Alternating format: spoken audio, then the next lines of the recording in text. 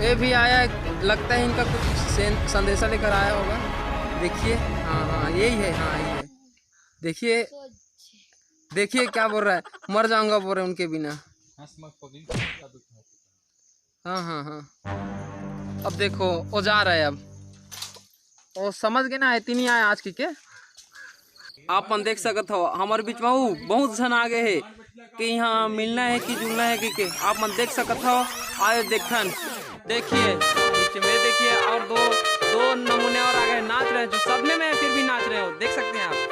हाँ, और दिखा रहे हैं आपको, आप लोगों को और दिखा रहे हैं। इधर देखिए, जो सतानंद स्वामी बोलते रहते हैं, शिव जी के सामने खड़े हैं। हाँ हाँ वही है, उसका नाम अंजोर दास है। नहीं नहीं, अंजोर फोड़ते हैं। जो अभी शिव जी के सामने में खड़े हैं और भगवान जी से विनती कर रहे हैं कि जल्दी आ जाए, जल्दी आ जाए।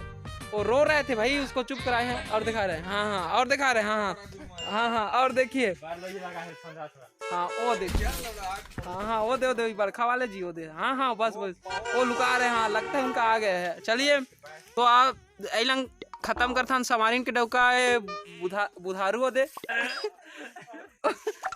ओ भागा थे। आज के मुख्य समाचार खत्म हुआ थे, फिर मिलबो अगले हफ्ता अहिच लवर पॉइंट में। जय राम जय जोहार।